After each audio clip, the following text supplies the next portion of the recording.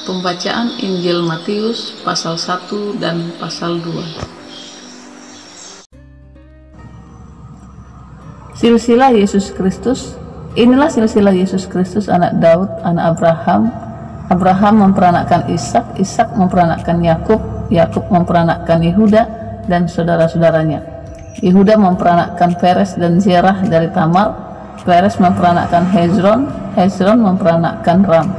Ram memperanakkan Aminadab, Aminadab memperanakkan Nahason, Nahason memperanakkan Salmon, Salmon memperanakkan Boas dari Rahab, Boas memperanakkan Obed dari Rut, Obed memperanakkan Isai, Isai memperanakkan Raja Daud, Daud memperanakkan Salomo dari istri Uria, Salomo memperanakkan Rehabeam, Rehabeam memperanakkan Abia, Abia memperanakkan Asa, Asa memperanakkan Yosafat, Yosafat memperanakkan Yoram, Yoram memperanakkan Uzia, Uzia memperanakkan Yotam, Yotam memperanakkan Ahas, Ahas memperanakkan Hizkia,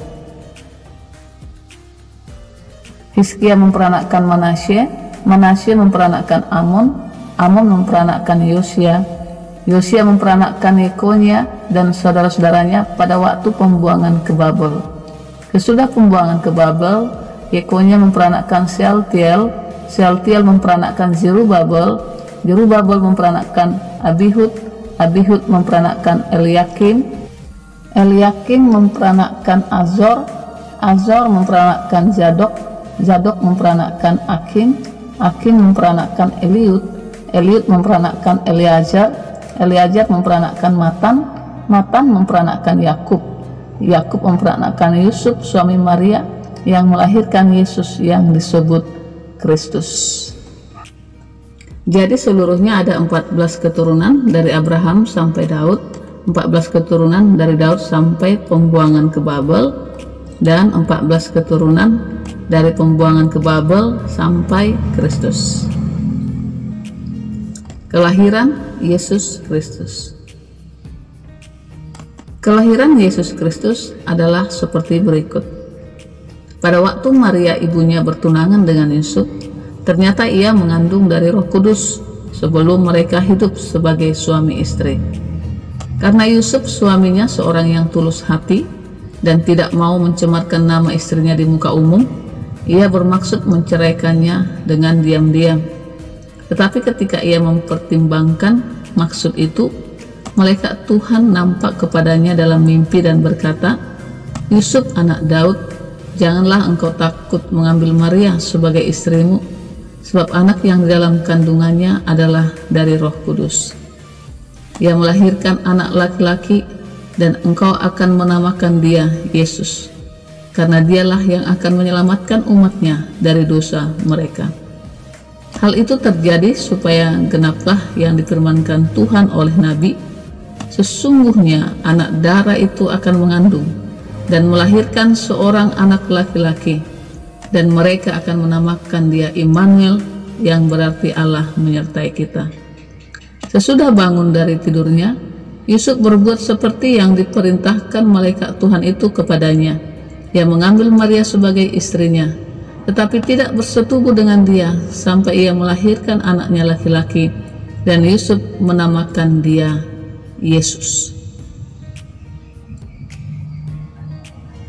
Matius 2. Orang-orang Majus dari timur. Sesudah Yesus dilahirkan di Betlehem di tanah Yudea pada zaman Raja Herodes, datanglah orang-orang Majus dari timur ke Yerusalem dan bertanya, "Di manakah dia raja orang Yahudi yang baru dilahirkan itu? Kami telah melihat bintangnya di timur dan kami datang untuk menyembah dia." Ketika Raja Herodes mendengar hal itu, terkejutlah ia beserta seluruh Yerusalem. Maka dikumpulkannya semua imam, kepala, dan ahli Taurat bangsa Yahudi. Lalu dimintanya keterangan dari mereka di mana Mesias akan dilahirkan.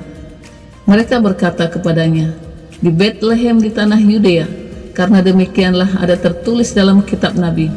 Dan engkau Betlehem tanah Yehuda, engkau sekali-sekali bukanlah yang terkecil di antara mereka yang memerintah Yehuda. Karena daripadamulah akan bangkit seorang pemimpin yang akan menggembalakan umatku Israel." Lalu dengan diam-diam Herodes memanggil orang-orang Majus itu dan dengan teliti bertanya kepada mereka bila mana bintang itu nampak.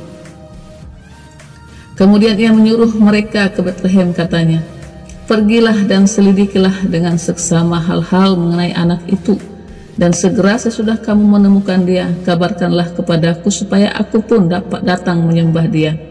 Setelah mendengar kata-kata raja itu, berangkatlah mereka, dan lihatlah, bintang yang mereka lihat di timur itu mendahului mereka hingga tiba dan berhenti di atas tempat di mana anak itu berada. Ketika mereka melihat bintang itu, sangat bersukacitalah mereka. Maka masuklah mereka ke dalam rumah itu dan melihat anak itu bersama Maria ibunya, lalu sujud menyembah dia.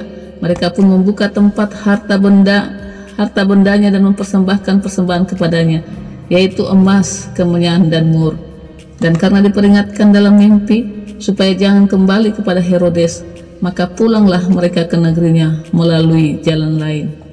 Penyingkiran ke Mesir.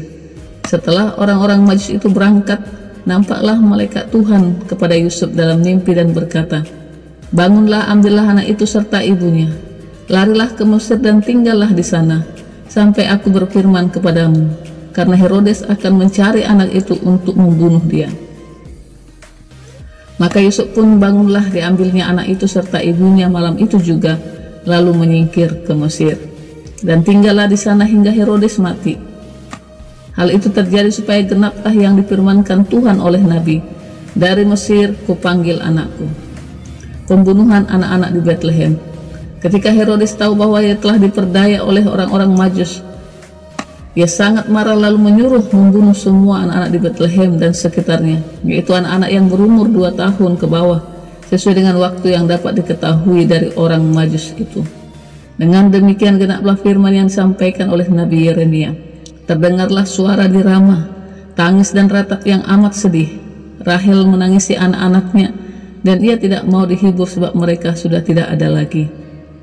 Setelah Herodes mati, nampaklah malaikat Tuhan kepada Yusuf dalam mimpi, katanya, "Bangunlah, ambillah anak itu serta ibunya, dan berangkatlah ke tanah Israel, karena mereka yang hendak membunuh anak itu sudah mati."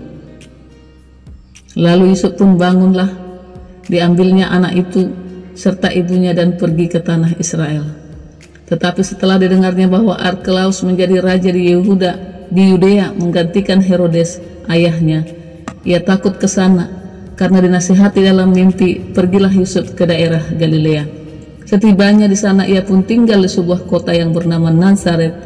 Hal itu terjadi supaya genaplah firman yang disampaikan oleh nabi-nabi, bahwa ia akan disebut orang Nazaret.